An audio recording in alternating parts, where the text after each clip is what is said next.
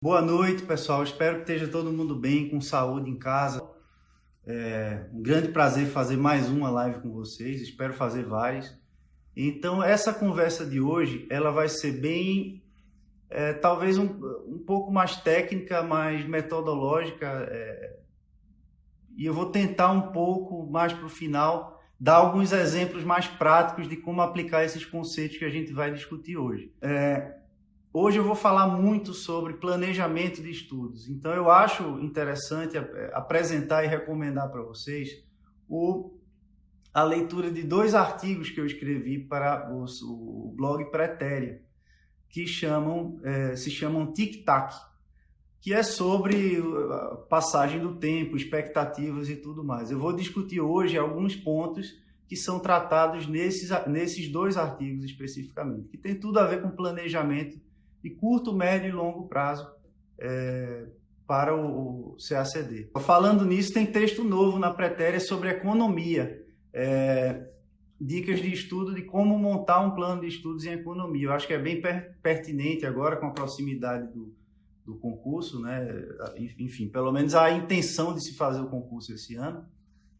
E eu acho que vale a pena dar uma lida nesse texto. Não é meu, é de um colega meu brilhante, o conselheiro Hélio Silva Filho, professor de economia, foi professor da USP, do Instituto Rio Branco. Então ele fez esse artigo para a gente sobre montagem de planejamento de estudos para economia. Tá bom, turma? Que mais? Hoje a gente vai discutir o seguinte: planejamento de curto, médio e longo prazo. O que é que muda na sua preparação quando você se aproxima do momento da prova? Muitas vezes nada, dependendo da sua situação. Então isso tem muito a ver com as expectativas que você tem em relação à sua aprovação no concurso. Resumindo, a estrutura é essa. Eu vou começar com a breve apresentação do que é que a gente vai discutir hoje: planejamento de estudos de curto, médio e longo prazo, como montar um plano de estudos considerando o seu horizonte de aprovação, expectativas de aprovação também, e alguns itens de controle que você pode tomar nota e acompanhar para garantir que você está fazendo uma preparação bem feita. Tá certo? E aí, por último, eu respondo algumas perguntas que foram feitas ao longo da semana e depois abro e volto aqui para a gente conversar sobre esse assunto. Tem mais um ponto também. Eu vou apresentar para vocês a noção do corolário do tempo do princípio da especificidade. É complicado, mas vocês vão entender. As atividades de estudo, elas têm uma hierarquia de valor. E essa hierarquia ela é tanto vertical quanto horizontal. Ou seja, vertical em que sentido? Tem atividades que são mais parecidas com o que é exigido no momento da prova. Pronto. E outras são mais diferentes. Então, se você é testado na prova pela sua capacidade de julgar itens objetivos como verdadeiros e falsos na primeira etapa, na segunda você é cobrado pela capacidade de demonstrar uma sofisticação no tratamento do tema e a capacidade de montar uma narrativa interessante que faça sentido e que apresente, seduza, saiba persuadir a banca examinadora de que você merece ter uma nota maior do que os outros que estão fazendo a prova com você. Então, é um exercício de sedução, na verdade. O texto é um exercício de sedução, por isso que tem gente que escreve muito melhor do que outras. Elas dominam as ferramentas da linguagem para produzir um texto mais interessante, que é o que garante uma boa nota no fim das contas. Então, por que isso é importante? Porque isso é importante pelo seguinte: se você só faz atividades que não te ajudam a desenvolver essas competências, que são específicas da prova, você se engana muitas vezes e acha que estudar é se preparar para um desafio concreto. Isso não é verdade. Nem sempre estudar vai te ajudar a passar na prova. Por mais absurdo que essa afirmação possa parecer, sem nenhuma reflexão a respeito, né? Eu sempre enxerguei a preparação para um concurso público, da complexidade do CACD e qualquer outro, como um atleta vê um desafio concreto, né? Eu comparo ao levantamento, por exemplo, de 200 quilos no chão. Você sabe que você tem 200 quilos para levantar, você tem que chegar naquele resultado, levantar 200 quilos. E como é que você vai fazer para conseguir aquilo? Bom, você começa levantando 20, depois 22, 23, 24, até você chegar nos 200. Se você vai fazer outra coisa que não tem muito a ver com levantar peso, naquela forma como você vai levantar na hora da competição, há uma grande chance de que aquela atividade paralela não vá te levar tão rápido ao objetivo quanto a tarefa específica, né? Agora, isso não quer dizer que você não vai também desenvolver atividades de estudo que não são exatamente iguais àquela situação de prova. E aí é que entra o corolário do tempo do princípio da especificidade. Se você não analisa a hierarquia das atividades à luz da distância da prova, você tem uma análise vertical, ou seja, o que é que desenvolve mais a sua capacidade de lidar com a prova? É escrever sobre os assuntos, os tópicos do edital e buscar usar uma linguagem interessante, persuasiva, bem estruturada, bem argumentada, bem construída, dentro dos padrões estilísticos, linguísticos e formais da linguagem, né? da língua portuguesa, quando é o caso da redação em língua portuguesa. Demonstrar que você sabe contar a história da sua própria maneira e filtrando de acordo com seus conhecimentos, demonstrando uma relação até pessoal com o assunto. Demonstrar que aquele assunto teve relevância para você e por isso você se expressa sobre ele com naturalidade, com fluência. E isso é avaliado na prova. Então, se você escreve muito, você vai tender a desenvolver essa habilidade. E a outra é acertar questões como verdadeiras e falsas, né? Saber se ela é coerente. E, na verdade, isso é um jogo de lógica, de 7 erros, além, claro, de testar a sua capacidade de reter grande quantidade de informação. Como já foi dito numa live sobre mapas mentais, a retenção de informações, ela é só uma variável da equação que vai te levar à aprovação. É só uma variável. Nem tudo é reter informação, é memorizar, é ter conhecimento enciclopédico, como já disse nossa querida colega Cláudia Assaf. Enfim. Só que não quer dizer que você só vai fazer isso, você vai passar todo o seu tempo escrevendo e resolvendo questões. Agora, é claro, se tem atividades que contribuem mais para uma dessas duas macrohabilidades, elas têm uma importância maior na hierarquia vertical do princípio da especificidade. Então, escrever, fazendo um brainstorming aqui de atividades de estudo que você desempenha durante a preparação. Então, você lê, você vê aulas, você participa de fórum, você lê o texto de um colega, corrige o texto de um colega, você faz resumos, você faz traduções, lê jornal, né? Tenta fazer fichamento, faz mapa mental. São atividades de estudo. E essas atividades, se você ordena de acordo com a lógica do princípio da especificidade, umas têm mais valor do que outras. Umas ocupam o topo em relação a outras. Ou seja, atividades que são mais ativas, né, de escrita, de produção, elas valem mais do que atividades passivas de exposição e busca de retenção de conteúdo. É o ponto mais importante que eu sempre venho destacando, dê ênfase ao que você produz em relação ao que você consome. Então, você vai sempre tentar produzir mais do que consumir. Agora, isso está escrito em pedra? De forma alguma. Aí é que entra o nosso corolário do tempo do princípio da especificidade. Ele fala de como o valor das atividades é dinâmico em relação ao seu tempo de preparação, mas além disso, em relação ao tempo que falta para você chegar na prova. Vamos lá. Você começou a estudar hoje, né? E se você leva ao pé da letra tudo isso que eu falo sobre o princípio da especificidade, você vai queimar os livros e vai começar só a escrever, né? Só que nesse momento, no momento em que você começa a se preparar para um projeto complexo como esse,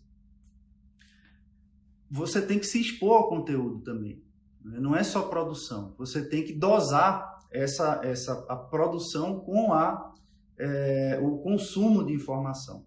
Eu critico muito essa quase que uma obsessão que as pessoas têm de devorar milhares de livros e assistir muita aula e achar que aquilo é que vai levá-las ao sucesso, à aprovação, né? Nada contra as pessoas se instruírem, lerem e assistirem às aulas. Não tenho nada contra isso. O que eu sou contra é quando você coloca essas atividades como o cerne da sua preparação, como o coração do negócio. Então você acha que você só se prepara se você assistiu a todas as aulas de um cursinho de 2.000 horas, ou se você leu toda aquela bibliografia gigantesca que as pessoas recomendam, né? Quando você passa a acreditar e se preparar, sabendo que o que você produz é mais importante do que o que você consome, você relativiza, inclusive, a seleção bibliográfica, né? Ela perde importância diante do conjunto da obra. Por quê? É muito mais interessante, proveitoso, você ter um domínio mais completo, mais fluente, mais interessante de algumas poucas obras do que você ter lido muita coisa, né, ter sido exposto a muita informação e não conseguir articular uma história coerente sobre o assunto. Eu entendo que recentemente eu tive essa experiência na pele, né? Eu fui assistir a primeira aula do curso do nosso colega Romulo Neves, que está gravando, na verdade, um curso de política internacional, e ele deu uma aula sobre o Afeganistão. E aí eu fui assistir, alguns acompanharam, né? Eu montei um vídeo sobre o processo de produção de um mapa mental sobre essa aula do Afeganistão. E eu tive que pensar em como eu contaria essa história de uma maneira interessante se eu fosse fazer o CACD novamente e tivesse que tentar persuadir a banca, contar uma história interessante, uma versão interessante. E só pelo fato de você parar para ter esse cuidado, esse respeito pela história que você vai contar, você já melhora muito a qualidade do que você vai escrever, né? Você tem que se perguntar, como é que eu vou tornar essa história mais interessante para quem está lendo? E aí eu pensei, poxa, vê que coisa curiosa. Hoje, se você está no aeroporto de Manaus e vai pegar um voo para Recife, você tira o cinturão, você tira o sapato, né? Esvazia a bolsa. E isso não é recente, né? Até pouco tempo se fumava no avião, pouco tempo considerando a minha idade. Se fumava no avião, acho que na década de 80 ainda se fumava no avião. E não é tanto tempo atrás assim. Isso graças ao crescimento, ao fortalecimento do terrorismo que teve como nascedouro ali, o terrorismo contemporâneo, o Afeganistão. Então, se você parte de algo, sabe, do ponto de que você tem um lugar que não é estrategicamente importante no sentido de recursos minerais e naturais, e esse lugar ele vem sendo centro dos debates da agenda internacional e que tem a ver com segurança, paz e terrorismo, sabe, isso tem alguma razão. Por que é que isso é tão interessante? E se você para pensar um pouco, você vai chegar argumentos que tornam os assuntos que você estudou mais relevantes para vocês, mais interessantes, mais pertinentes, né, com a realidade. Então, essa conexão dos assuntos estudados com a realidade é extremamente importante, não só para você desenvolver uma relação de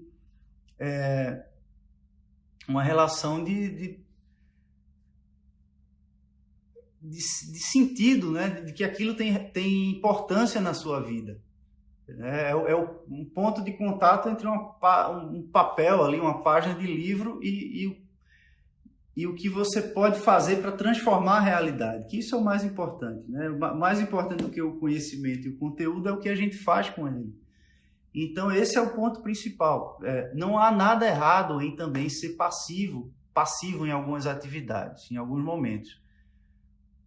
Por isso que eu trato um pouco do corolário do tempo do princípio da especificidade. Há momentos em que você vai querer ler mais do que escrever, até porque você precisa ter uma exposição mínima ao conteúdo cobrado na prova, né? Nem tudo é só escrever e resolver questão, né? E aí é que entram as leituras, né, de obras importantes. Não são tantas quanto as pessoas gostam de fazer você acreditar. E, dependendo do caso, da disponibilidade de aulas interessantes, mas não só interessantes, aí é que está. Eu escrevi sobre isso num artigo para o Clipping CACD, em que eu ponho em perspectiva o valor real de aulas para a preparação para o concurso. E, de certa forma, quanto mais perto da prova, menos sentido fazem as aulas extensivas, né? Ou seja, de exposição de conteúdo.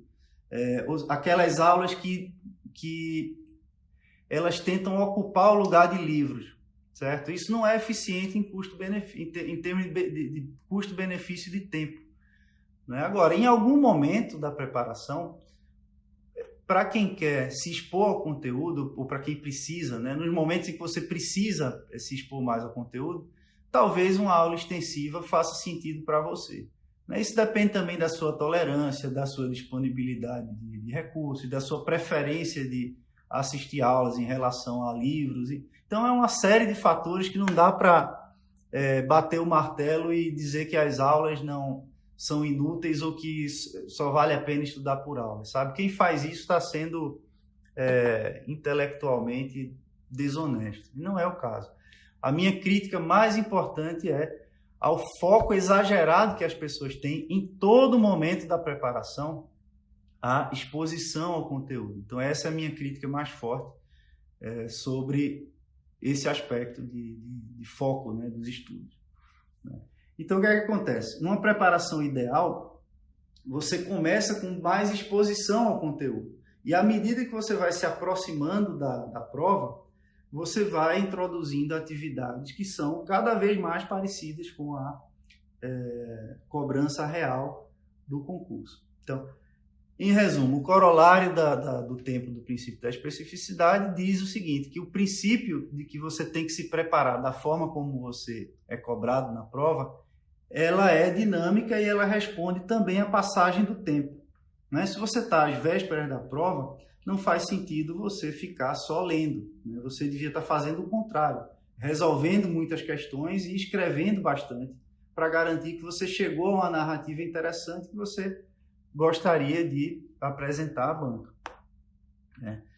Então, o valor de cada atividade de estudos, né? Leitura, aula, escrita, ela é dinâmica ao longo do tempo e em termos absolutos também. Ela é relativa ao tempo, varia relativamente ao tempo e em termos absolutos. Por isso que ela tem uma hierarquia vertical e horizontal também, né?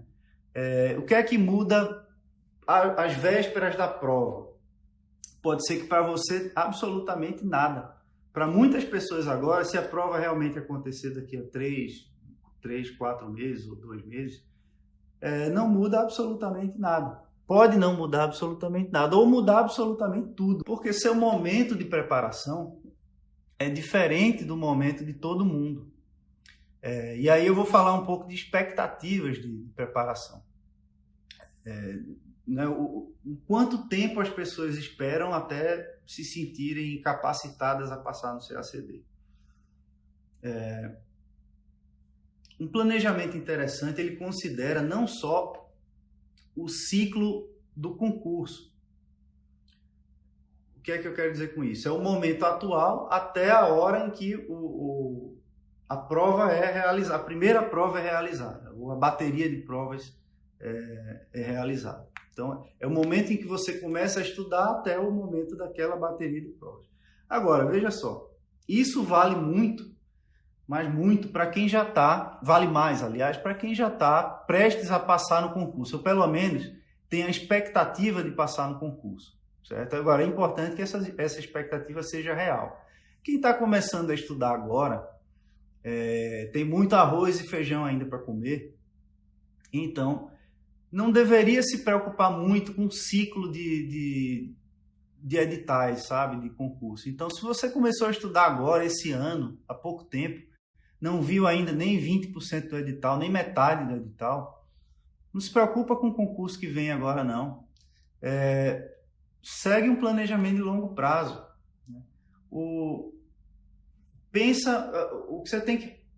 A primeira consideração que se faz é o seguinte: vou montar um planejamento.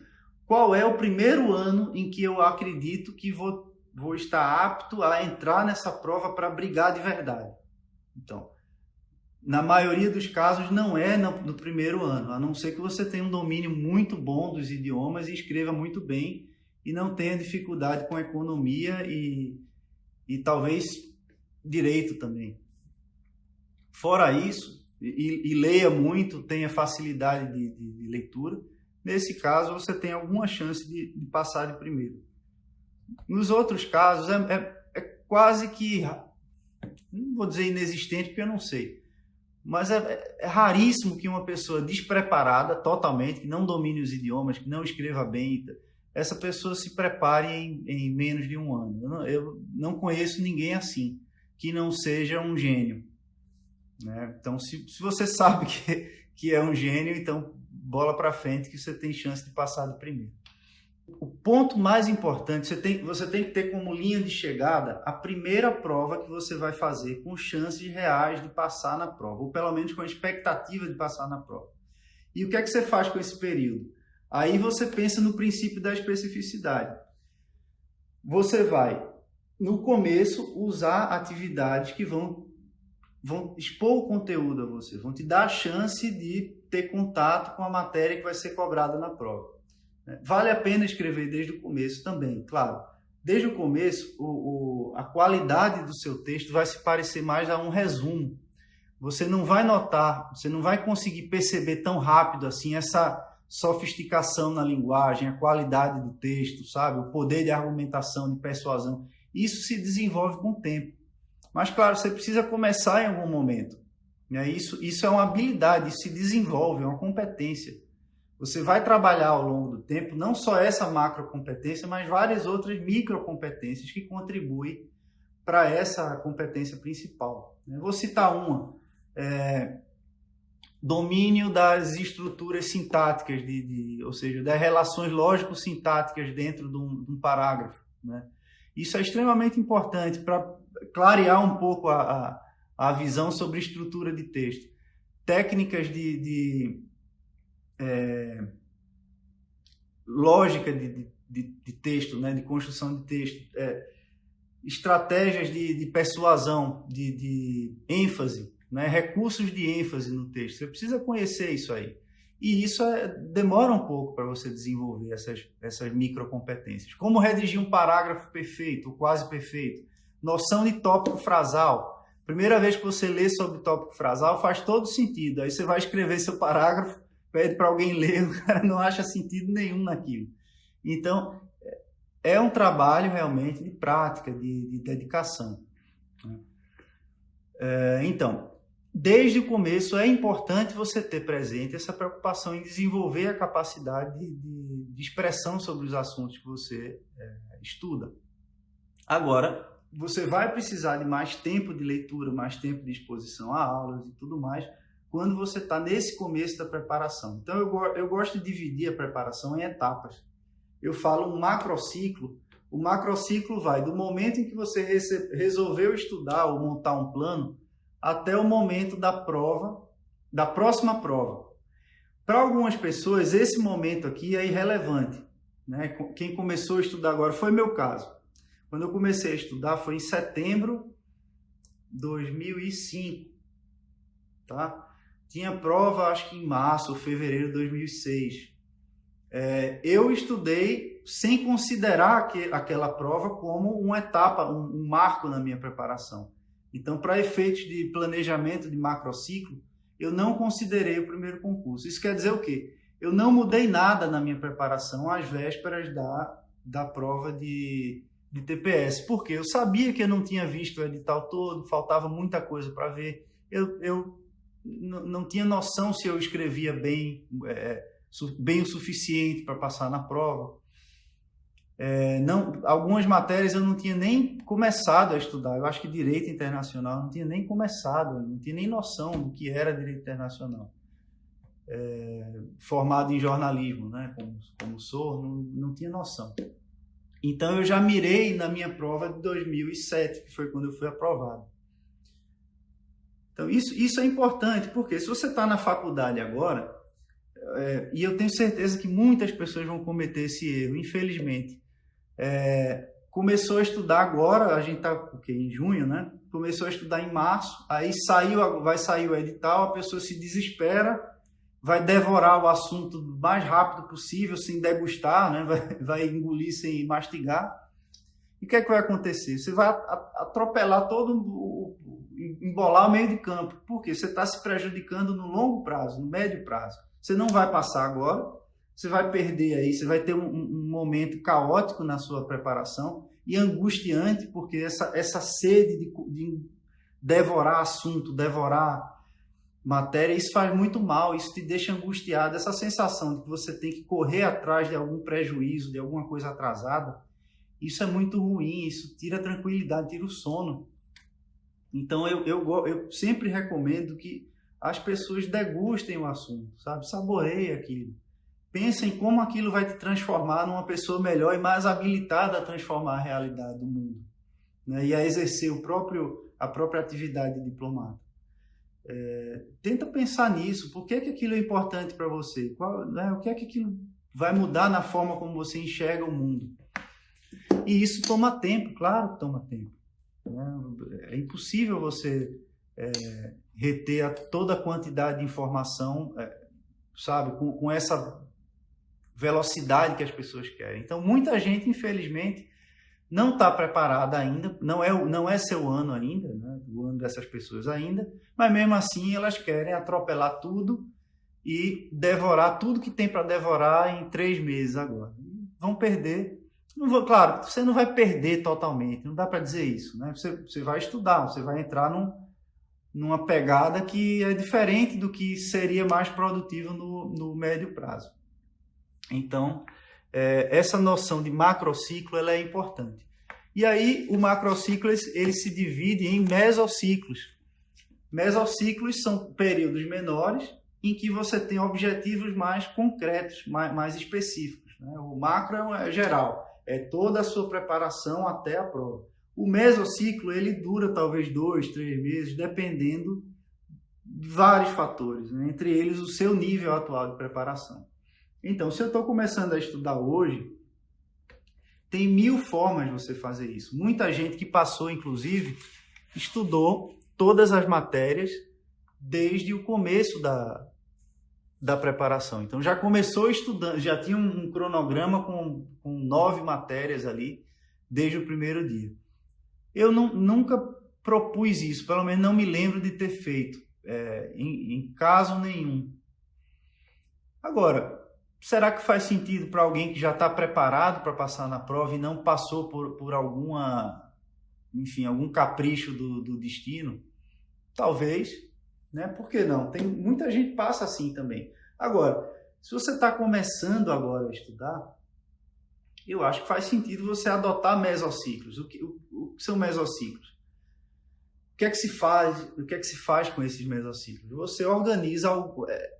Você tenta ter mais controle sobre os seus estudos. Você reduz o número de matérias e tenta se expor pelo menos a uma boa parte do conteúdo dela. Então faz sentido começar com história do Brasil, geografia, que são matérias mais longas, né? História mundial. E quem sabe deixar a política internacional um pouco mais para frente, economia também, direito também. Né? Os idiomas, há opiniões contraditórias sobre isso. Em termos gerais, eu começaria todos desde o começo. Só que, claro, com mais força em alguns do que em outros. Você consegue desenvolver uma noção básica do francês ou do espanhol com a prática do estudo instrumental, por exemplo. Então, se você pega um texto em francês hoje, no primeiro dia de estudos, você não vai estudar a gramática dele, você não vai tentar fazer um caderno para decorar as palavras e nada disso. Você tem que saber manipular e manusear a informação de forma instrumental. Você pensa que você só vai usar aquilo numa atividade concreta de prova, muito específica. Você não vai ser cobrado do domínio da modalidade oral do idioma. Então, esquece fonética. Eu vejo muita gente vendo filme em francês, ouvindo música para aprender o negócio. É inútil? Não é inútil. Muita gente passou assim, mas é excelente, é ótimo em termos de eficiência? Não é. Então, começou agora, pega um texto, tenta resumir esse texto. Né? Só o fato de você reproduzir aquele texto, tentando pegar as partes que são mais importantes, você já vai desenvolver uma noção de estrutura, uma incompetência consciente da gramática do idioma e vai perceber que os idiomas estrangeiros, a composição das palavras, ela tem uma lógica de prefixação, sufixação, enfim, tudo mais que com o tempo e com a exposição, aquilo vai ser meio que natural. Então, vale a pena se expor um pouco aos idiomas desde o começo, todos eles, né, de alguma forma. Claro, você tem os mesociclos para isso. Tem um mesociclo que você vai concentrar mais no francês. E aí você tenta se aprofundar na gramática, ler alguns livros ou capítulos ou artigos em francês sobre os assuntos de outras matérias. Isso é extremamente importante. Né? Enquanto isso, os outros idiomas eles ficam no modo manutenção, ou seja, você faz o mínimo para não perder. E o francês foco no desenvolvimento. Mas, enfim, estou entrando agora no tema de idiomas que eu não queria, eu vou deixar para uma ocasião futura. Tá, então, mesociclos, vamos lá. Então, faz sentido começar com história, geografia e história mundial. História do Brasil, história mundial, geografia e os idiomas. Né? Ao longo desse período, você já vai se preocupar em escrever sobre os assuntos. História do Brasil, você vai tentar resumir, produzir um texto sobre aquela história que você leu e fazer registro disso. Né? Aí você tem várias possibilidades. O que eu recomendo é usar o Ubiwiki. Né? Eu acho que eu nem vou precisar repetir muito o que é o Ubiwiki. É uma espécie de wiki que nós criamos para ser um ambiente de estudos e cooperação, colaboração para a escrita de textos sobre os assuntos cobrados na prova.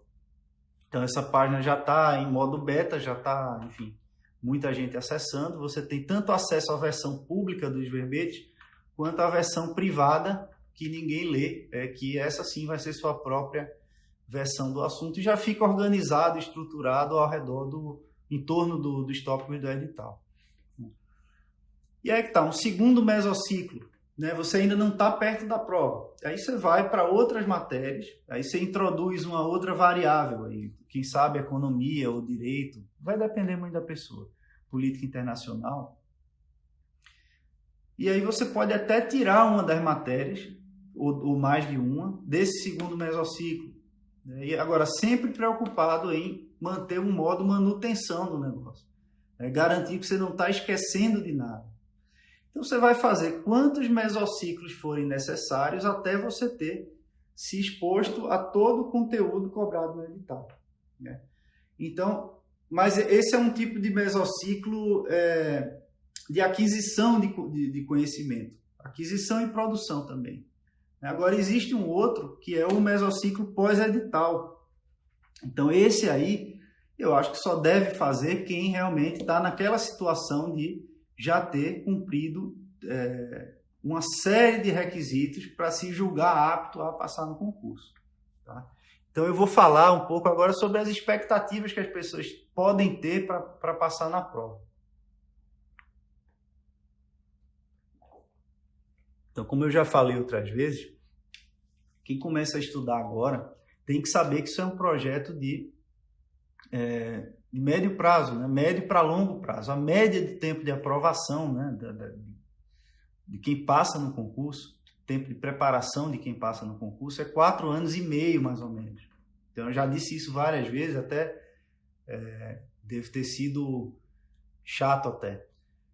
Porque tem pessoas que estudam 2 anos e 1 ano e, pelo fato de não passar, ficam extremamente frustradas. Eu não acho... assim, quem sou eu para julgar a frustração de outras pessoas, né? Eu mal consigo julgar as minhas próprias. Mas eu acho que, como a gente vive em sociedade e a gente está tratando de uma competição, ou seja, competição não é você contra você próprio. Você tem 7 mil pessoas aí que estão... Nem todas, claro, têm a diplomacia como um sonho tão forte, né? Às vezes nem você tem, né? Mas são 7 mil pessoas querendo a mesma coisa que você. Então, você tem que ter respeito pela história de cada um, pelo que outras pessoas estão fazendo também. Muitas vezes isso faz parte da humildade necessária para aprender. Isso não quer dizer que você vai se desmerecer. Você tem seu valor e tem que saber quais são justamente seus pontos débeis, aí, seus pontos fracos e fortes, e explorar esses pontos mais fortes e trabalhar no que você tem mais dificuldade para se tornar justamente mais competitivo que o colega, né? Então, você tem uma concorrência consigo próprio, que essa é em termos absolutos, você precisa de uma nota mínima para passar na prova, e uma relativa, ou seja, sua nota tem que ser maior do que a nota de 7 mil pessoas. Então, não dá para desprezar a realidade e achar que é um desafio seu consigo próprio. Não é? Isso não é verdade. Então, por isso, eu acho que as pessoas têm que ter em perspectiva que quem é aprovado, ou seja, são pessoas extremamente dedicadas, metódicas e em alguns aspectos, por mais que muitas neguem isso, mas tem uma capacidade de aprendizado, de disciplina, de persistência muito grande. Ninguém fica num projeto 4 anos e meio sem desenvolver resistência, resiliência, né? Então, esse talvez seja um dos aspectos mais fortes na personalidade de quem passa, né? A habilidade de recorrigir seus caminhos e ver onde errou e ajustar até que chega lá e consegue. Então, 4 anos e meio quer dizer que se alguém demora 7, ou seja, se alguém demora 2 anos, tem alguém que demorou 7 para passar, como algumas pessoas que eu conheço demoraram 7 anos para passar. E se a gente se põe uma expectativa de passar em 1 ano e não passa, é frustrante. Então, o que é que você pode, do ponto de vista pragmático, o que é que você pode controlar para saber e se julgar e ter noção se você está realmente preparado para passar na prova? Então, eu fiz uma lista de alguns pontos que você pode controlar e se perguntar, e ser honesto consigo próprio, né? E dizer, olha, realmente isso aqui eu não fiz nada disso, como é que eu quero passar? Então, são itens de controle, são formas de avaliação da sua capacidade de passar na prova, se a prova fosse hoje. Então, vamos lá. Primeiro, se você não passa no concurso e fica pé da vida porque não passou, pergunte-se o seguinte: será que eu estudei as principais obras recomendadas para o concurso, né, para a prova? Não necessariamente todas, mas as principais. Será que eu consegui desenvolver uma compreensão honesta do que eu estudei em cada uma delas? Ou eu só me preocupei em devorar aquele material para marcar um X na minha lista e passar para o seguinte? Né? Essa noção é importante. Velocidade de leitura. A prova de português, sobretudo, da primeira etapa, ela é gigante, ela traz muita quantidade de texto. Então, essa habilidade de ler rápido, ela precisa ser desenvolvida. Não só ler rápido, mas você conseguir compreender o que você está lendo com uma velocidade maior do que você já faz hoje. Né? Algumas pessoas já têm essa competência, então não precisam desenvolver tanto. Então, se você faz essa autocrítica e diz, bom, pelas provas anteriores aqui, eu vejo que eu não tenho problema nenhum com a gestão do tempo de leitura das questões. Então, ok, maravilha. Risca esse ponto e vamos para o seguinte. Né? Esse da leitura das obras é muito importante. Né? Quantificar um pouco, tentar quantificar o domínio que você tem sobre cada tópico do edital. Como é que você faz isso? Tem a ver até com a pergunta que me fizeram essa semana. Se vale a pena estudar pelos tópicos do edital e contar quantas perguntas você acerta ou erra de cada um deles. Olha, vale muito a pena. É uma forma de saber e priorizar o que é que você precisa estudar mais. Então, se você pega as provas antigas, isso eu estou falando num momento pós-edital, tá, pessoal? Essa parte específica de quantificar o domínio dos temas. Se você faz ali 30 questões sobre colônia e erra 50% e faz 10 sobre período militar e acerta 80%, você tem que priorizar o que você errou mais. Então, você volta para essa noção objetiva de quais são os tópicos do edital em que você tem mais dificuldade, ela é importante no momento estratégico da prova. No começo da preparação, de forma alguma. Enquanto você está num mesociclo de aquisição de conhecimento, isso não é tão importante. Você vai ter um mesociclo de teste, né? de avaliação. E aí, nesse momento é que você vai fazer uma espécie de diagnóstico para identificar quais são os pontos que você precisa estudar melhor. E aí você pode ter um outro mesociclo de tapar buracos ali na preparação, né? Polir arestas. Então, essa questão de quantificar os acertos que você, o percentual de acertos que você teve sobre cada tópico do edital é um item de controle interessante.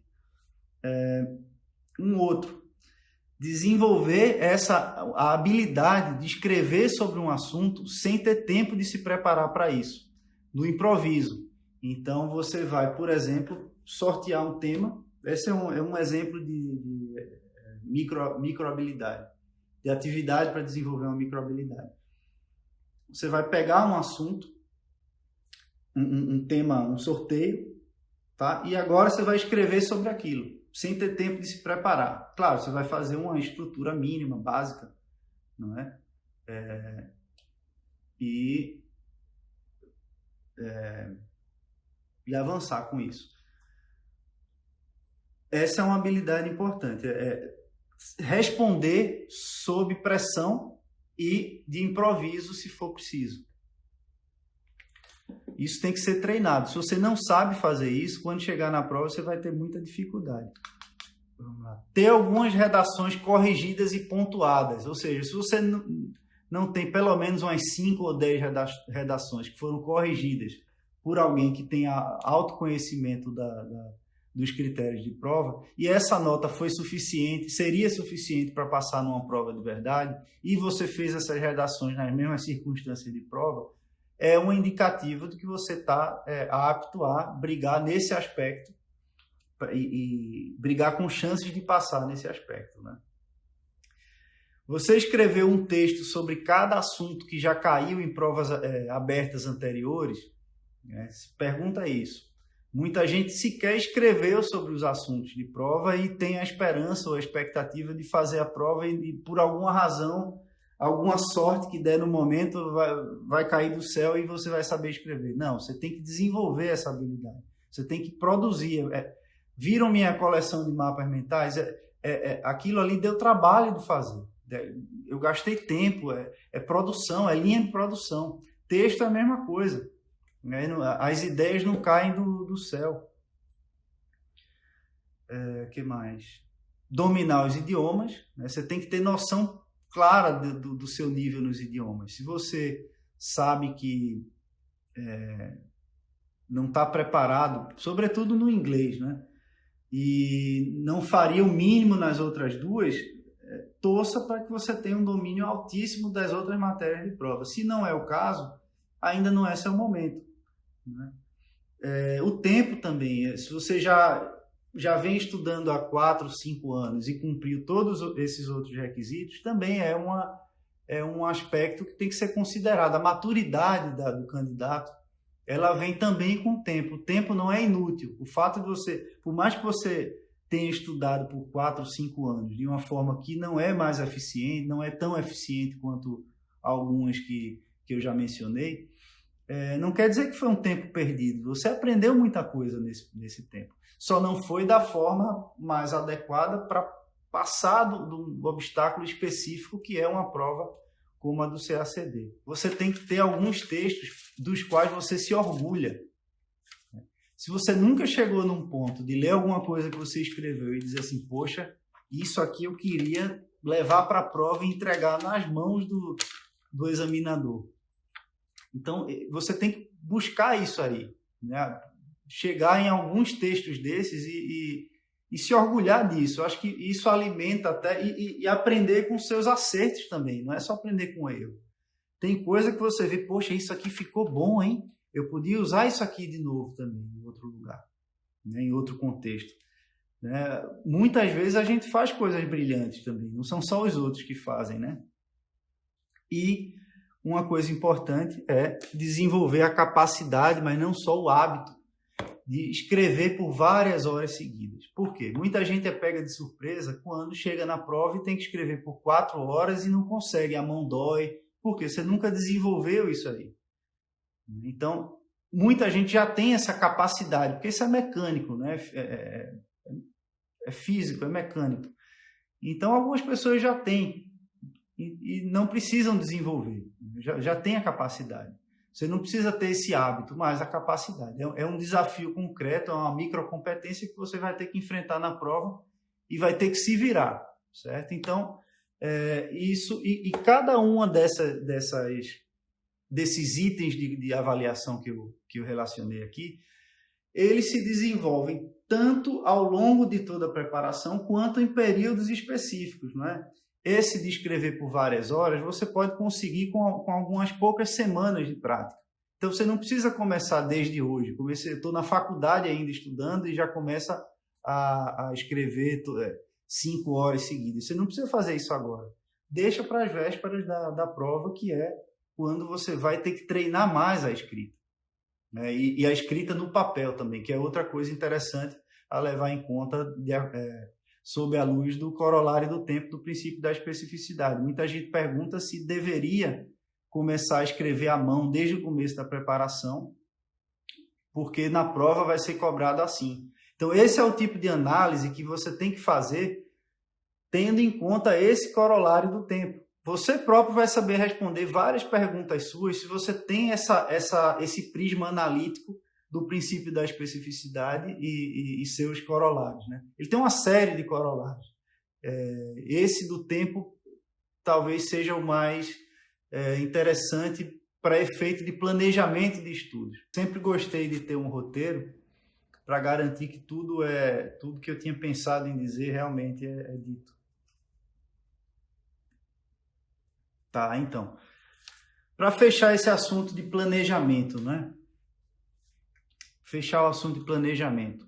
Eu falei muito, né? 1 hora de seguida, mas no fim das contas, eu queria pensar em como cada um pode aplicar tudo isso que eu disse para o seu próprio projeto.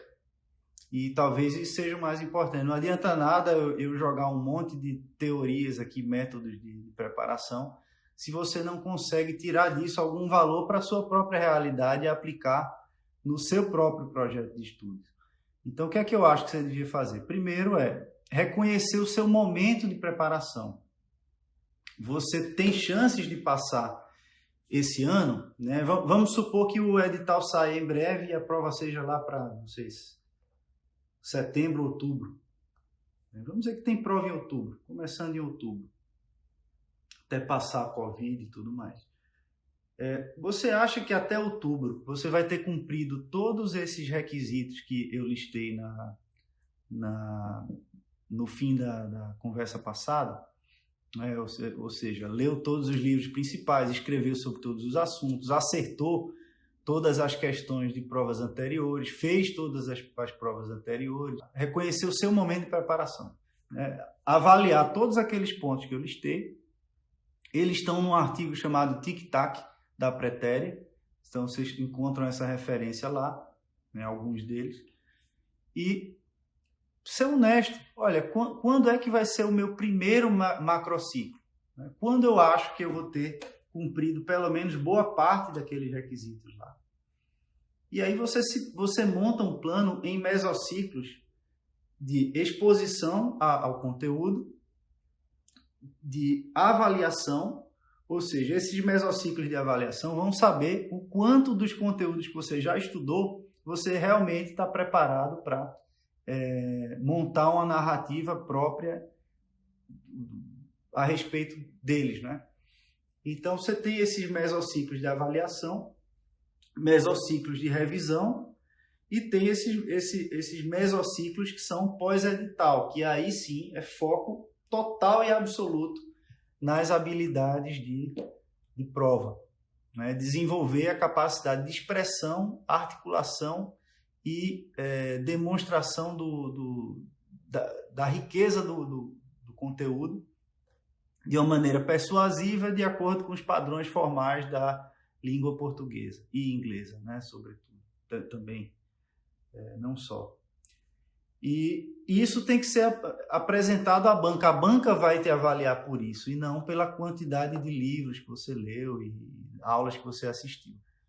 Por isso que cada aula assistida, pelo menos as aulas que eu dou e que eu organizo, elas têm um momento, ou passarão a ter um momento de as pessoas escreverem a respeito do assunto estudado na aula. Porque essa capacidade de recontar uma história, ela é o mais importante que vocês vão querer desenvolver numa preparação bem feita para um concurso desse. Será que isso vale para todos os concursos? Claro que não, né? Concursos técnicos, que você só tem provas objetivas, vale muito mais a pena você, desde o começo, resolver questões que são justamente o desafio real que as pessoas enfrentam, né? Então, esse é o primeiro ponto, é ser realista com suas expectativas e seu nível atual.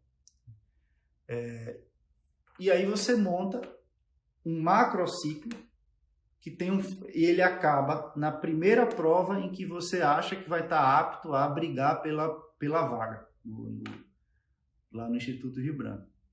E aí você quebra em mesociclos e cada um tem uma lógica interna própria. Tem um objetivo específico para aquele período, certo? Então, isso vale para quem já viu o edital inteiro e está hoje modificando sua estratégia de estudos para passar na prova desse ano. Então, o que é que você pode fazer agora? Você que é avançado, já fez tudo isso que eu citei antes. O que é que você pode fazer a partir de agora? Vamos supondo que a prova vai ser em outubro. Primeiro, eu faria o seguinte, veria quais são os tópicos do edital que eu ainda não domino, né? Sobre os quais eu ainda não desenvolvi minha própria versão da história. E aí você trata agora de escrever sobre eles. A preparação pós-edital, depois que o edital sair, você vai ter que garantir que você já acertou todas as questões que já caíram em provas anteriores, objetivas. E aí você vai fazer uma maratona de simulados um atrás do outro. E cada questão que você errar, você vai estudar por que é que você errou aquilo, né? Guarda. Depois que você fizer uma rodada inteira, você volta só para aquelas que você errou e aquelas que você acertou, mas sem ter certeza, até você ter acertado todas as questões que já caíram na prova. Isso é muito eficiente para um período pós-edital de quem realmente vai fazer o concurso para passar agora. Você que começou agora, se o edital sair amanhã, quer dizer que você entrou no período pós-edital? De jeito nenhum, você vai estar no seu mesociclo lá que você planejou. O seu pós-edital não é agora ainda. Tá? Então, esse é um erro grotesco, assim, horroroso, que as pessoas se sabotam, inclusive, quando fazem esse tipo de erro, porque você sabe que você não está preparado para passar. Não é uma prova que você depende da sorte. Talvez na primeira etapa tem pessoas que têm um discernimento maior, têm um faro melhor para resolver questões objetivas. Mas quanto melhor seu faro para questões objetivas, há uma correlação entre o contrário, né? Você terá mais dificuldades em provas relativamente à sua facilidade em provas objetivas, você terá mais dificuldades em provas dissertativas. Por isso que algumas pessoas dizem assim, que faz todo sentido. Olha, eu não precisei escrever tanto para a prova. Passei, mas não precisei escrever. E aí eu vou dizer, não, tem alguma coisa errada. Não tem nada errado, tá certo. A gente fala de competências. Essa pessoa, não, por que ela não precisou escrever tanto? Porque ela já tinha uma facilidade natural de se expressar bem sobre os assuntos que ela estuda. Né? Tem vários paralelos que a gente pode fazer, mas normalmente são pessoas boas de papo, sabem contar bem uma história. Você nota que o que a pessoa conta tem começo, meio e fim.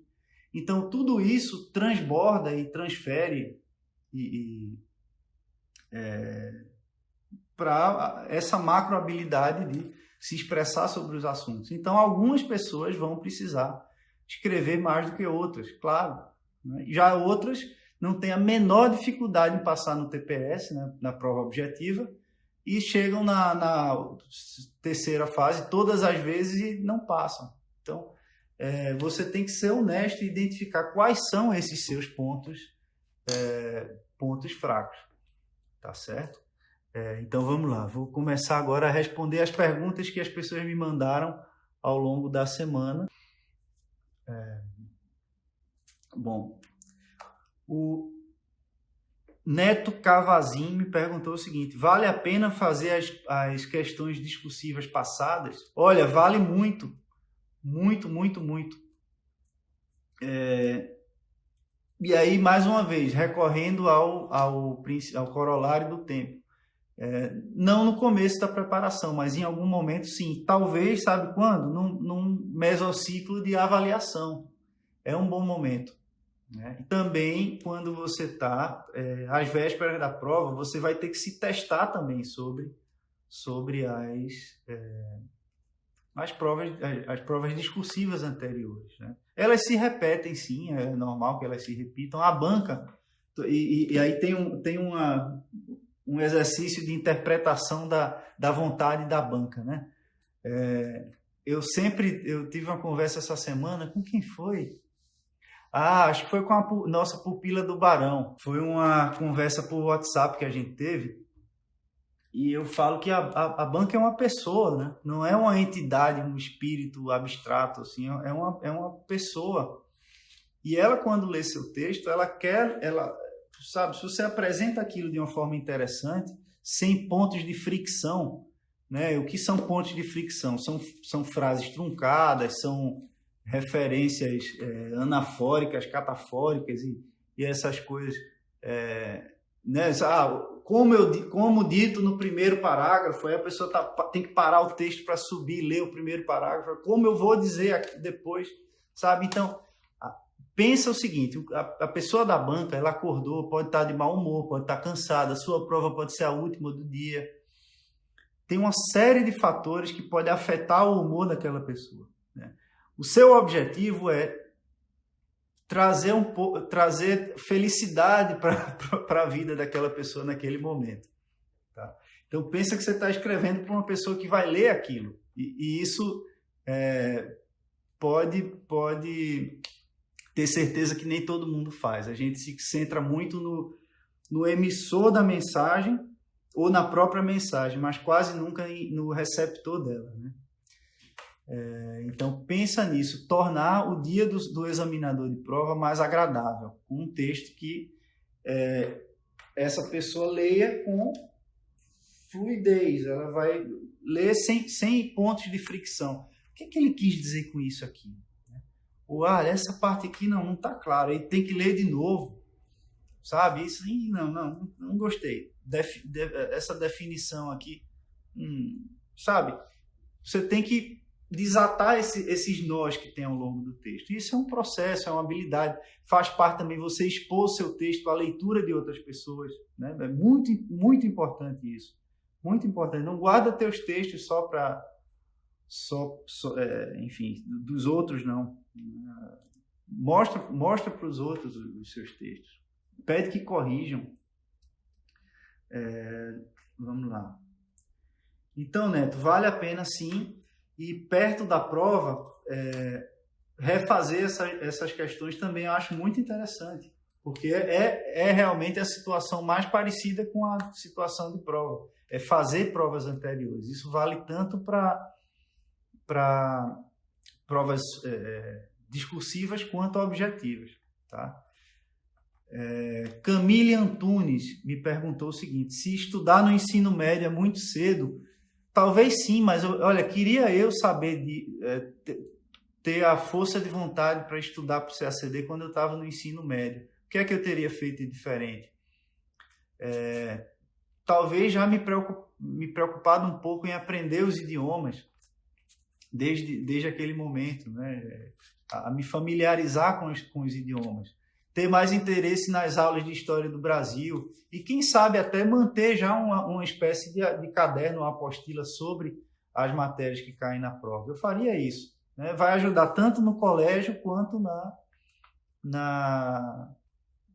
própria prova do Instituto Rio Branco. Então, não acho cedo, não. Não acho cedo, não. Queria eu ter me interessado mais nas aulas do colégio e até da faculdade, ter feito outra faculdade em vez de ter feito jornalismo, para aproveitar um pouco do ambiente, né? E começar a me capacitar desde ali. Mas não foi o caso. Mas eu recomendo muito que façam isso. Lara Mirley perguntou o seguinte: estudar as questões por tópicos do edital. Fica complicado dividir as questões por tópico e ir tópico por tópico. Eu acho que faz mais sentido. Claro, não está errado. Faz mais sentido você fazer todas as questões, uma maratona de questões, e identificar daquelas ali quais são os tópicos do edital que você teve mais porcentagem de erros. Tá? E aí, ou melhor do que porcentagem, maior quantidade de erros. E aí você vai atacar aqueles pontos específicos com base no diagnóstico que foi feito durante o processo de avaliação. Pouco dinheiro e tempo. Livros ou cursos? Depende de tanta coisa. Olha, a resposta seca e rápida é livros. Tá? Agora, comprar livro também custa caro, né? Tem livros em biblioteca, você pode aproveitar e esses livros em bibliotecas públicas, você pode produzir suas apostilas a partir do estudo que você faz nesses livros. É uma forma que eu faria se eu estivesse me preparando sem condições de comprar livros ou cursos. Outra possibilidade em que contexto o curso pode ser melhor do que livro? Interessante. Em vários. Mas a regra geral é que os livros eles são mais eficientes em termos de custo-benefício. Mas o curso ele tem um valor de enriquecimento cultural e intelectual, se usado no momento certo. Tá? E tem um valor estratégico que deixar que o professor desempenhe e exerça o papel de curador de conteúdo. Vou dar um exemplo. Um curso de uma matéria como política internacional, por exemplo. Né? Você não tem uma bibliografia que esgota o assunto, porque tudo é muito dinâmico. Você lê hoje, daqui a 2 meses já não vai ser a mesma coisa. E cada tema ele tem um estado atual da situação que daqui a 1 ano já vai ser outra coisa. Né? A narrativa já vai ser outra para chegar nisso aí. Então, política internacional vale a pena aproveitar esse papel do curador de conteúdo. Né? E outro aspecto interessante da aula é a perspectiva do camarada que está dando a aula. Ou seja, o livro ele não é produzido, via de regra, ele não é produzido para te ajudar a passar na prova. Ele é feito para te dar conhecimento. Né? E o professor, o orientador, nem só o professor, o orientador ele tem o papel de transformar aquilo numa ferramenta de passar na prova. Tá? E nem todo professor sabe fazer isso. Esse é que é o problema. Por isso que eu critico tanto aula de curso extensivo e tudo mais. Por quê? Nem todos os professores eles tentam fazer isso, sabe? Pegar esse conhecimento. Veja só, isso aqui, o que é importante disso aqui? Por tal razão. Como é que você pode argumentar de forma interessante na prova? Tal. Isso aqui já caiu? Não. Isso aqui é relevante hoje em dia? Também não. Qual o ponto de contato disso com tal coisa? É esse. Sabe? No Itamaraty, como é que isso é visto lá dentro? Esse tipo de perspectiva, ela enriquece a narrativa que você vai apresentar à banca. Então, se você tem acesso a cursos que fazem isso, ele tem um valor maior do que cursos que simplesmente tentam competir com o livro, ou seja, ocupar o lugar do livro. E aí, nisso, se a pessoa que está apresentando esse curso está fazendo isso, de certa forma, claro, muita gente faz isso, não é inútil, claro que não, é extremamente útil, mas em termos de custo-benefício, livro, se você considera uma aula que vai tentar só substituir o livro e ler o livro, eu prefiro ler o livro, tá? Mas se é uma aula que amplia tua perspectiva do assunto, traz uma sofisticação na argumentação e direciona o conteúdo da matéria para um objetivo concreto como o CACD, vale a pena combinar as duas coisas. Eu acho que jamais desprezar os livros. Né? Jamais. O livro, ele traz a informação que você precisa. Né? E a aula ela deveria orientar a como usar essa informação, como instrumentalizar o conhecimento, né? Transformar a informação em conhecimento que pode ser aplicado e resolver um problema, uma situação específica que é conseguir a aprovação no concurso. Eu vou dar um exemplo. A minha preparação foi extremamente pragmática. Né? Eu passei rápido, com um ano e pouco de estudos, mas eu sinto falta, por exemplo, de ter degustado um pouco mais os assuntos de história, por exemplo. Eu aprendi de uma forma que foi útil para passar na prova, mas eu sinto falta de uma base maior, às vezes, né, que muitas pessoas têm. Então, eu vou citar alguns exemplos. Tem um perfil que eu sigo, está até assistindo aqui, o perfil do Guilherme, meu parceiro do Brasil Brasis. É uma das pessoas que eu vi que mais conhece de história, e é um perfil que me encantou pelo bom gosto e pelo respeito que o Guilherme tem pelas pessoas que acompanham as transmissões dele. E o que é que me impressionou? O domínio profundo de detalhes da história, sabe? E é uma coisa que eu não desenvolvi. Mas por quê? Se você está olha ele aí. Se você está numa preparação de curto prazo, ou seja, focando para daqui a 2, 3 meses, não tem como você ter a pretensão de se expor a todo o conteúdo da matéria. Né? A não ser, agora, se você tem tempo, se você sabe, olha, daqui a 3 anos é que eu vou estar preparado. Não é gostoso você ter a sensação de que você está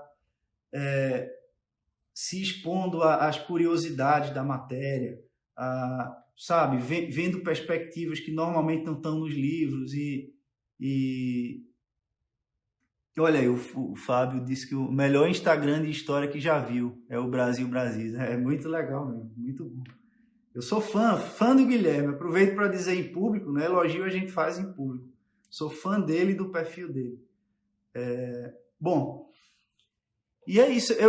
Eu sinto falta de ter degustado um pouco mais as matérias. Só que não deu tempo. Eu tive que estudar todas as matérias em 1 ano e pouco, né? Agora, como é que alguém pode dizer para você que você se expor ao conteúdo de forma extensiva é inútil? Pelo contrário, né? Tudo depende da abordagem, da forma como aquilo é apresentado, né? Se você se dá a oportunidade de conhecer a matéria de uma forma diferente de como ela está nos livros, ou seja, com recortes temáticos, sabe? Com biografias, coisas assim, por alguém que tem essa capacidade de apresentar esse conteúdo para você, por que não fazer isso? E se você tem tempo, né, até o fim do seu macrociclo, por que não fazer isso? É muito legal, é ótimo. Então, o problema da aula, para mim, é só quando ela tenta concorrer com o livro ou apresentar alguma coisa que a pessoa já encontra nos livros. Tá certo? E para algumas matérias, a aula é quase que imprescindível, como política internacional. Próximo ponto. Outra coisa sobre pouco dinheiro. Olha só. Pouco dinheiro, tem vários cursinhos, eles oferecem monitoria para quem quiser fazer anotação de aula, compartilhar, fazer tarefas para o cursinho, e, enfim, programa de afiliados. Inclusive, vou começar o nosso programa de afiliados do Grupo Ubiqui, hein? Quem quiser ajudar a divulgar os cursos e os programas, vai poder se inscrever e fazer uma avaliação honesta da percepção que tiver dos cursos, né? E claro que vai ser compensado por isso. Mas eu quero que as pessoas façam avaliações honestas, né? Assistam às aulas, aos cursos, ao nosso programa de mentoria também, que a gente vai lançar em breve, e ajude a divulgar esse projeto. Os nossos programas, eles são todos desenvolvidos com base no princípio da especificidade, ou seja, a aula, por mais que seja uma aula, ela tenta cumprir esses requisitos de aula eficiente que eu já citei. Ela não quer só brigar com o livro, tomar o lugar do livro, ela quer ampliar a perspectiva do assunto e desempenhar um papel de curador, até, e trazer uma perspectiva, muitas vezes, interna do Ministério para a realidade do aluno. E, com isso, a gente combina sempre com exercícios de produção escrita, justamente para o desenvolvimento da sua compreensão e narrativa própria de cada um desses assuntos. Então é isso, eu peço a vocês que deem um voto de confiança ao Grupo Ubiqui, e na hora de acreditar num curso, acredite no nosso, e não vá correndo para a concorrência, que tem um marketing muito mais estruturado do que o nosso, né? O marketing do Grupo Ubiqui é orgânico, sou eu fazendo lives e os outros colegas também nas iniciativas deles, e é um projeto que 80% do projeto é gratuito, é isso aqui que eu estou apresentando para vocês, né? Olha, então é isso, procurem os cursinhos, não só o meu, os outros também, não só o Grupo Ubiqui, né? Os outros cursinhos também oferecem monitoria, e aí eles dão normalmente o curso gratuitamente para quem não tem condições de pagar. Então, se ofereçam, tá? E isso a gente vai fazer também. Eu acho legal e faço com gosto também. Olha lá. Idiomas, muita pergunta sobre idiomas essa semana. Eu acho que não é o caso ainda de entrar nesse ponto dos idiomas. Eu queria desenvolver melhor. É muita informação para uma live só. E aí, por último, Leonardo Stephanie pergunta o seguinte: como se organizar durante a graduação? Eu já disse isso alguma vez e quase me jogaram pedra. Eu disse o seguinte: quem já tiver certeza de que quer ser diplomata durante o começo da graduação, já deveria estudar desde o começo. Se preocupar, sobretudo, em produzir essas apostilas pessoais sobre os assuntos de prova. E aí você vai montando essa coleção. Por quê? O valor da apostila é que ela vai evoluindo, ela vai melhorando, sabe? Cada leitura nova que você faz, ou aula nova que você assiste, ou nova perspectiva, debate, você enriquece o seu conhecimento e sua compreensão daquele assunto. Então, você volta na apostila e complementa com novas informações ou novos pontos de análise, novas sacadas, sabe? Que você pode usar na hora da prova e ajudar a melhorar a qualidade da sua produção. Então, se você tem 5 anos para fazer isso e já sabe que já está começando a faculdade agora, dá para fazer o mínimo na faculdade, o mínimo possível para passar na faculdade, que não é tão difícil assim, não é? Ainda mais uma faculdade mais fácil, se puder. Jornalismo eu achei facílimo. Não sei se uma faculdade de economia ou direito. Ela, na verdade, essas faculdades mais técnicas ou supostamente mais específicas com concurso, eu tenho dúvidas até que ponto elas ajudam nas especificidades do concurso. O Hélio Silva Filho, meu colega conselheiro da carreira, escreveu um texto agora sobre como estudar economia, como montar um plano de estudo de economia. Está lá na Praetérea. E ele diz o seguinte no texto, que ele próprio estudou economia e chegou na prova, ficou confuso até sobre como abordar determinada questão. Porque a pegada do CACD é diferente da pegada de um curso de economia.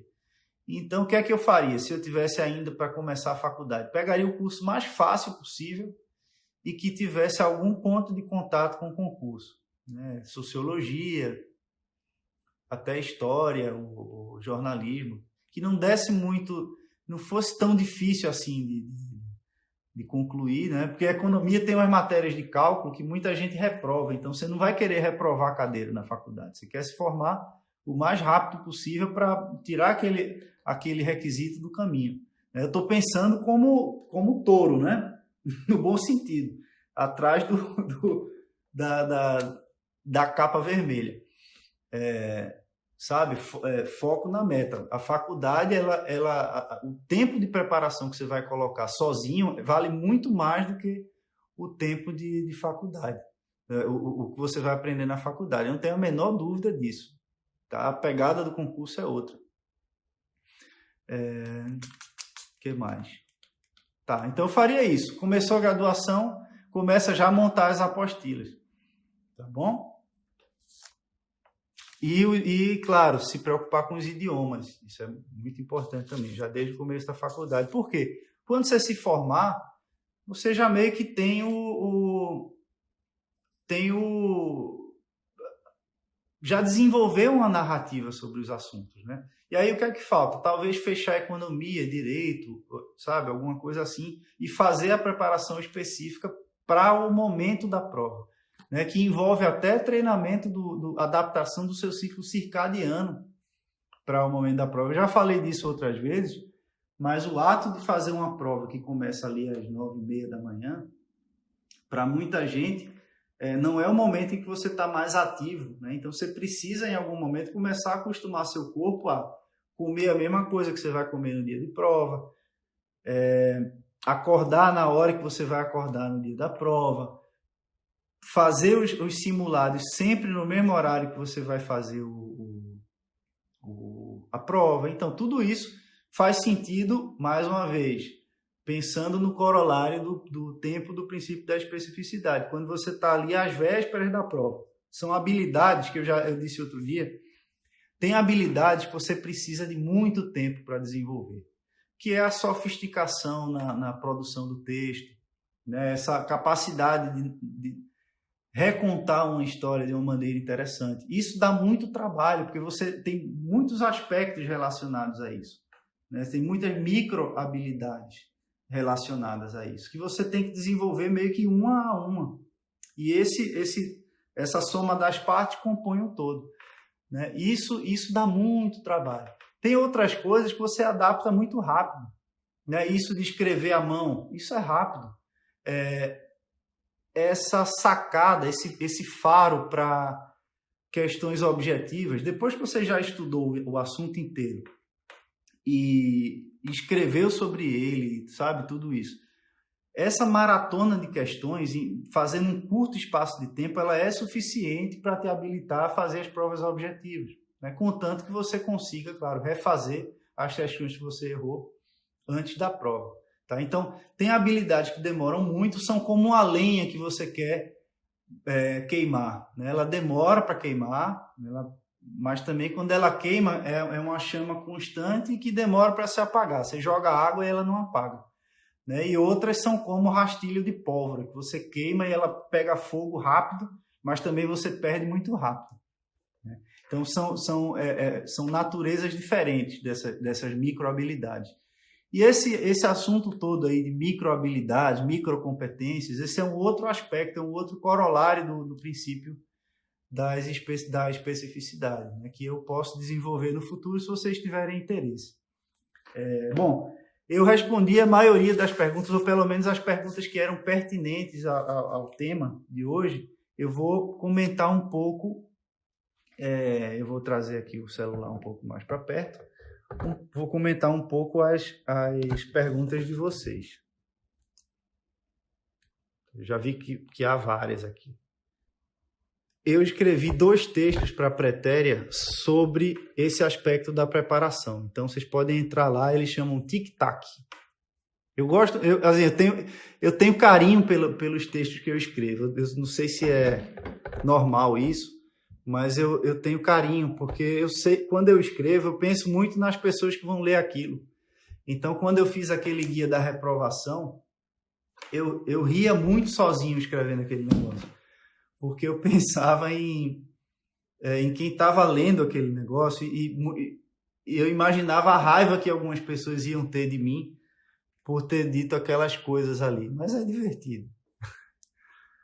Então, esse tic-tac eu tenho um carinho especial porque ele é pragmático, né? Ele é prático e ele baixa um pouco as expectativas das pessoas. E é bom também baixar a expectativa. Quando a gente tem expectativas irreais demais, a gente quase sempre se depara com a frustração, né?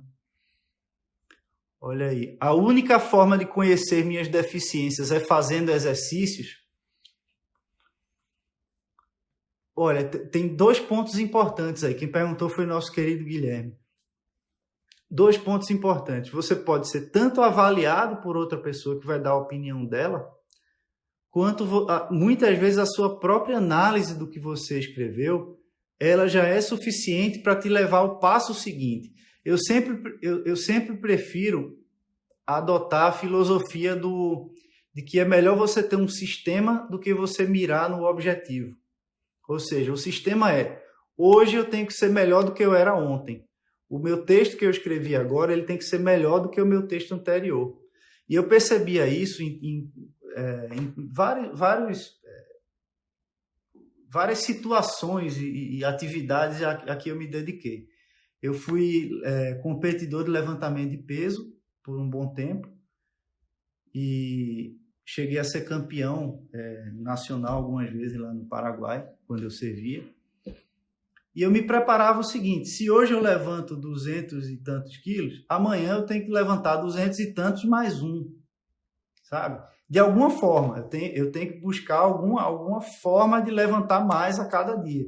Ou melhorar algum outro aspecto do meu protocolo de treino, sabe?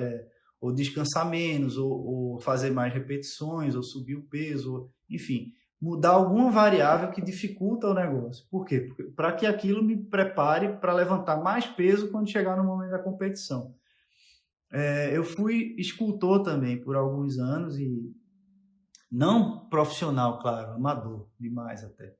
Mas eu percebia que cada escultura que eu fazia, eu tentava deliberadamente fazer melhor do que a anterior. Então, eu tentava buscar mais expressividade,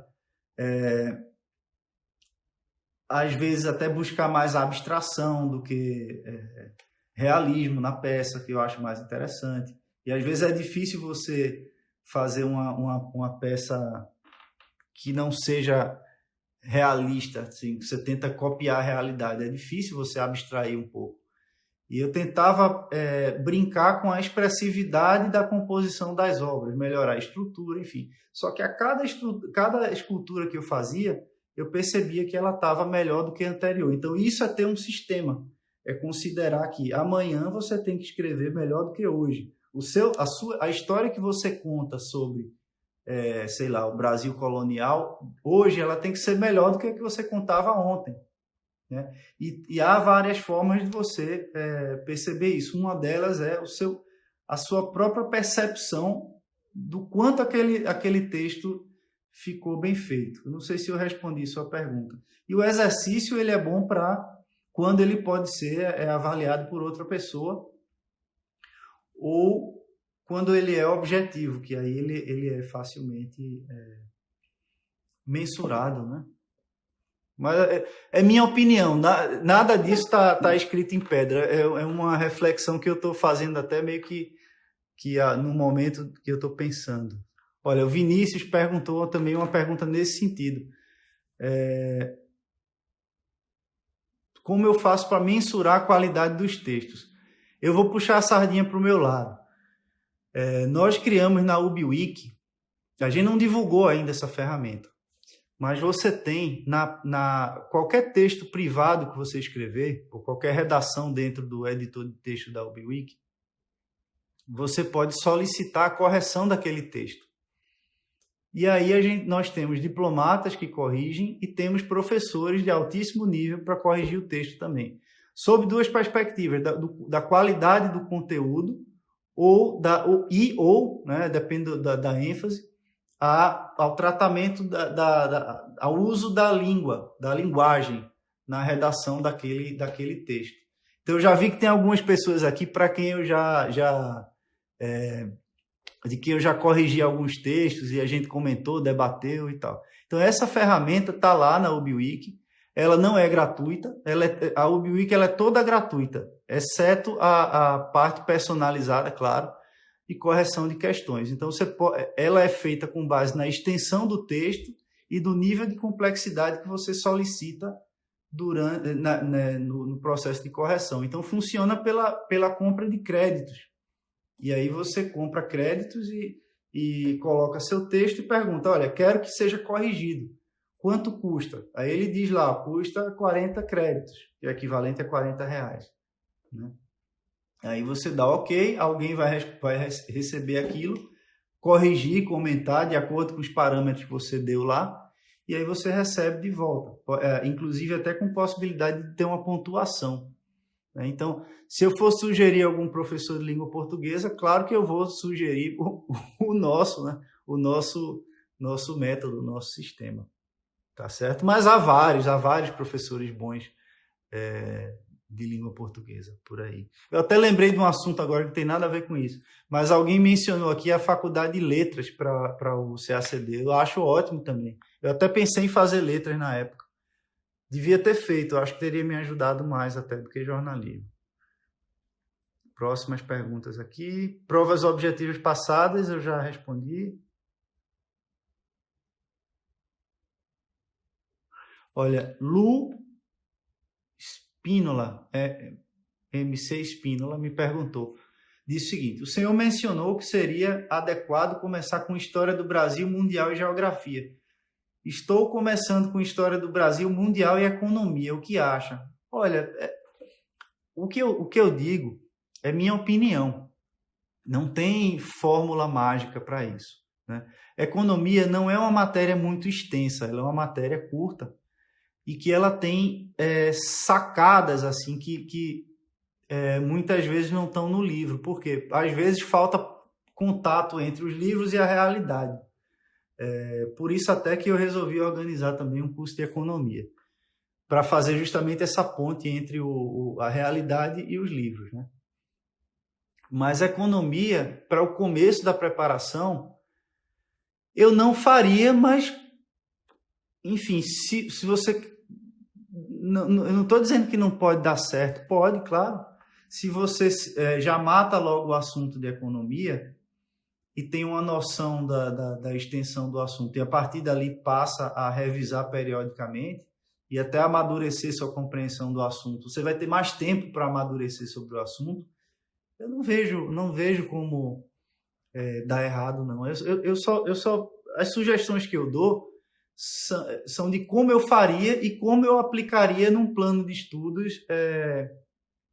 concreto para alguém que eu estivesse organizando. Mas, claro, tem muitas variáveis em jogo, sabe?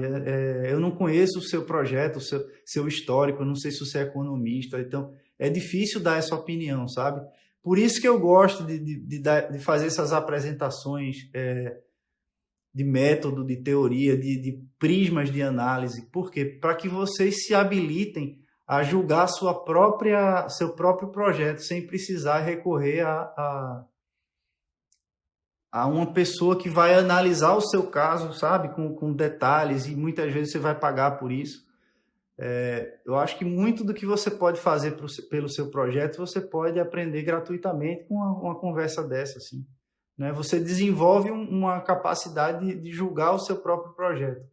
Aí você tem sempre que pensar nos prós e contras, né? Cada matéria tem uma extensão diferente das outras, né? Se você estuda economia logo, qual é o custo disso, de começar estudando economia? É uma matéria complexa, que nem todo mundo consegue entender do começo. Tem alguns aspectos de história econômica do Brasil que é importante você dominar a parte histórica antes até de entrar, né? E muito da teoria econômica ela tem ou deveria ter um ponto de contato com a realidade. Se você não domina ainda história mundial e noções de política internacional, você vai meio que patinar um pouco na economia quando forem mencionados aspectos da contemporaneidade, né? E da história econômica do Brasil. Então, por isso que eu não acho ideal. Olha, uma ótima pergunta aqui, da Vanessa Paiva. Dúvida sobre a duração dos mesociclos. Como os mesociclos de aquisição de conhecimento, né? Trata-se de um critério pessoal, por exemplo, quanto tempo eu levo para percorrer as principais obras? Olha, boa pergunta. Meu primeiro mesociclo, se eu estivesse começando hoje, eu iria escolher uma bibliografia básica de história do Brasil, por exemplo, 3 ou 4 livros, que me dessem uma visão geral do assunto, né? Um pantalhaço, como dizem os espanhóis, um panorama do negócio. E eu encerraria ali o meu mesociclo, né? Quando eu tivesse sido exposto ao conteúdo do edital de forma básica, que eu pudesse ter uma compreensão, uma narrativa rudimentar sobre cada tópico desse. Por quê? A partir dali, quando você chegar num novo mesociclo, de outro mesociclo de aquisição da mesma matéria, você vai se aprofundar. E nesse aprofundamento, você vai refazer muito do que você já fez. Não é refazer, você vai ampliar. Você vai melhorar muito do que você já fez. Então, a duração ela vai depender das matérias e de como você digeriu tudo aquilo, né? Como você percorreu aquele caminho. Então, realmente é muito pessoal. E aí você tem que planejar, você tem que pensar, quando é o fim do meu macrociclo? Quantos mesociclos eu consigo encaixar aqui? Considerando que eu tenho que ter um de avaliação e um de pós-edital. Então é isso, pessoal. Tem mais alguma... com essas conversas, eu quero habilitar vocês um pouco a ter um arcabouço metodológico de aplicação prática no plano de vocês. Esse é o objetivo de eu entrar num assunto tão técnico quanto esse, em vez de falar da minha carreira e de outras coisas que eu já fiz muito. Eu acho que está todo mundo já cansado de me ver falar da vida de diplomata e de como aspectos familiares e tudo isso. Eu já fiz muito. E na verdade, esse não é nem o meu forte. Eu acho que o que eu posso contribuir mais para a preparação de vocês não é nem falar da vida diplomática. Pelo contrário, é isso, né? Essa preparação em técnicas, métodos e organização de estudos, que é a minha área de especialização, já trabalho com isso há muito tempo e cuidei enfim, já tive... eu não sei nem quantos alunos já estudaram com esses métodos do princípio da especificidade. Então, eu estou vendo as perguntas aqui. Outra pergunta. Olha, o Neto perguntou aqui, vale a pena estar de olho nos guias de estudo, né, dos aprovados? Sim, são as pessoas que seduziram a banca, então eles têm alguma coisa a ensinar, com certeza. Uma ótima pergunta aqui do English for North, né, CACD. Marcílio, como posso fazer para transformar uma leitura de uma atividade passiva para uma atividade ativa durante a leitura? Vai depender muito do assunto. Vou dar um exemplo. Eu adorava estudar economia, porque eu fazia na época uma pós-graduação. Eu fui lembrar um dia desse que eu fiz essa pós-graduação. Foi um MBA em gestão empresarial. Então, eu combinei o estudo para o CACD com essa pós-graduação. Não sei por que eu fiz isso. Tipo de coisa que você faz e esquece. E nem cheguei a terminar. Eu fiquei com preguiça de apresentar o trabalho final, porque eu já estava muito na pegada de virar diplomata e essa pós-graduação eu já não me importava muito. Mas eu gostava porque eu trabalhava também com administração e de uma rede de escolas de inglês também. Eu fui coordenador de uma rede de escolas de inglês e claro, a gente se preocupava com matrículas, rematrículas e tudo isso. E o fator preço, ele enfim, importantíssimo em qualquer negócio, na definição do preço. O conceito quando eu estudei o conceito de elasticidade, preço da demanda pela primeira vez, eu disse, não é possível. Em que planeta eu vivia que eu nunca parei para pensar sobre isso, sabe? E aquela noção de entender o que era a elasticidade, quando eu peguei aquilo e apliquei em situações práticas do meu trabalho, da minha vida, sabe, aquilo modifica a forma como você interage com o mundo, como você percebe as coisas. E é esse tipo de ponto que você deve encontrar, como o exemplo que eu dei da aula do Afeganistão, né? Muitas vezes não é que você vai encontrar uma aplicação prática daquilo, mas mostrar para você próprio que aquele assunto tem uma relevância na sua vida. Essa história de tirar o sapato no aeroporto, se você vai de Recife para Salvador e tem que tirar o sapato, não é à toa, é por causa de uns caras lá que jogaram um avião num prédio, né? E aí o que é que está por trás disso? Tem um histórico de ocupação de um país que não era estrategicamente importante em termos de riquezas naturais, ele só tem uma posição geopolítica importante, e aí foi ocupada por um país, pela União Soviética na época, e aí gerou um grupo de rebelde interno, né, que era contra aquela ocupação, e desse grupo, né, se evoluiu para um estado de coisas que, sabe, tudo isso teve desdobramentos que levaram à invasão do Afeganistão pelos Estados Unidos, por toda essa guerra ao terror, a forma como a mobilidade internacional se modificou em função desse recrudescimento aí do terrorismo, do aparecimento desse terrorismo contemporâneo, né, no formato que a gente via, né, até pouco tempo.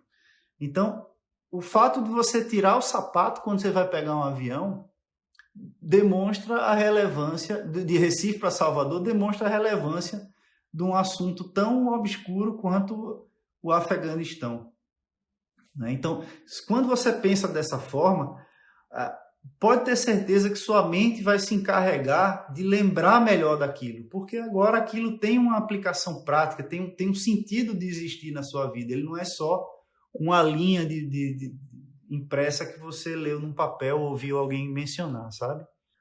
Sim, se alteraram as redações originais para os guias anteriores. Eu acho que alteram, sim. modificam alguma coisa. Na minha época, quando o texto ia para o guia, os diplomatas podiam mexer em alguma coisa. O guia antes ele era organizado pelo próprio Rio Branco. Eles escolhiam lá, o coordenador pedagógico do Rio Branco escolhia as melhores respostas e perguntava, olha, você quer doar sua questão para o guia? Aí você dizia, quero, olha, toma aqui, ó. Se quiser dar uma ajeitada nela, que a gente vai publicar. Tá bom. Era normal isso. Hoje, os próprios alunos do Rio Branco organizam o guia, então é possível que eles deem uma ajeitada também. Não sei, não tenho certeza. Posso estar, enfim, é um chute, né? Eu acho que sim, mas se disserem que não, eu acredito que não.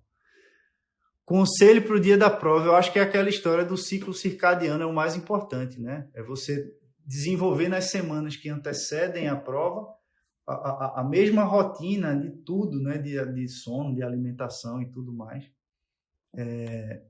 para ser igual ao dia da prova. Bom, é isso, turma. Acabou-se. Vamos lá. Espero que vocês tenham gostado. Mais uma vez, uma live longa, né? Maior do que eu tinha planejado. Eu tinha pensado em fazer em 1 hora, mas eu também não tinha muita esperança de conseguir, não. Eu sabia que eu ia demorar para responder as perguntas que eu recebi essa semana. E foi muito legal. Eu acho que eu deixei claro, é a primeira vez que eu falo tanto de planejamento de estudos assim. Não esgotei o assunto, eu tenho muito mais a falar sobre isso. Mas a minha ideia inicial era trazer um pouco, era como se eu emprestasse meus óculos para vocês, sabe? Olha, enxerga um pouco aqui com eles. Agora, claro que você vai demorar para desenvolver o grau que o óculos tem, né? Mas o importante é que vocês saibam olhar para o próprio projeto de vocês e identificar falhas que são incoerentes com o princípio da especificidade, se é que vocês, claro, adotam ele como vão adotar, ou pretendem adotar, ou adotaram como método, como guia, né, de orientação para o CACD. Tá joia, turma?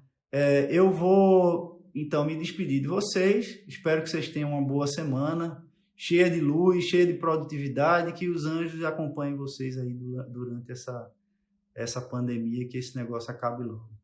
Tá bom? Forte abraço a todo mundo. Obrigado.